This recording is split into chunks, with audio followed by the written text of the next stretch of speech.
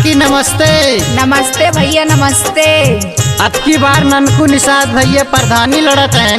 अब की वो नहीं के जितावे के बा, बहुत बढ़िया आदमी है। हाँ भैया, अब की वो नहीं के जितावे के बा, ये हमारो विचार है। ननकू निषाद भैया जिंदाबाद जिंदाबाद जिंदाबाद। ननकू निषाद भैया जिंदाबाद जिंदाबाद जिंदाबाद। ननकू निषाद के अब की जितावे के बा, ननकू निषाद के अब की जितावे के बा। सुनावा गौआ के, सुनावे गौआ के किस्मत बनावे के बा, सुनावे गौआ के किस्मत जगावे के बा।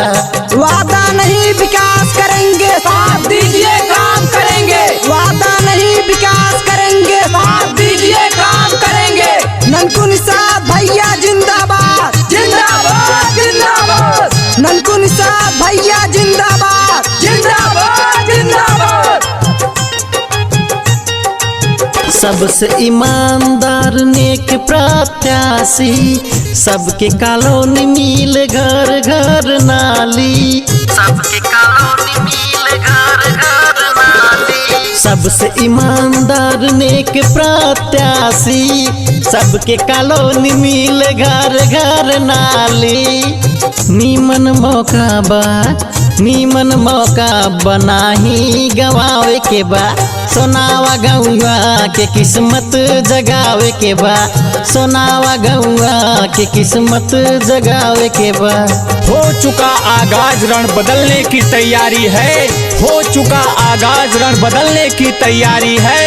इतिहास वही रचेगा संघर्ष जिसका भारी है।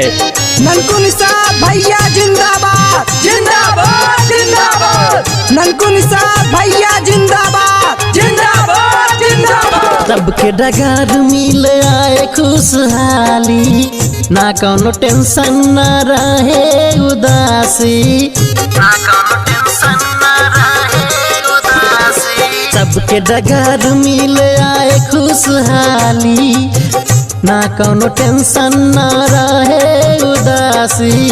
सोना जैसन, सोना जैसन सोनावा बनावे के बा, सोनावा गौआ के किस्मत जगावे के बा, सोनावा गौआ के किस्मत जगावे के बा।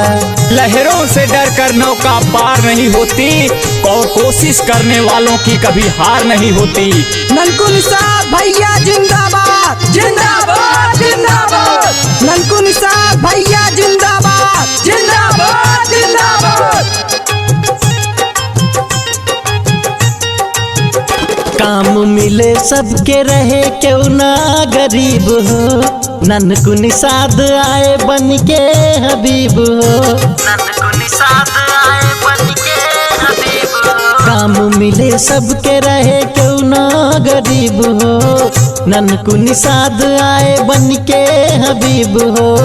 नीमन मौका बा, नीमन मौका बनाही गवावे के बा, सोनावा गौआ के किस्मत जगावे के बा, सोनावा गौआ के किस्मत जगावे के बा।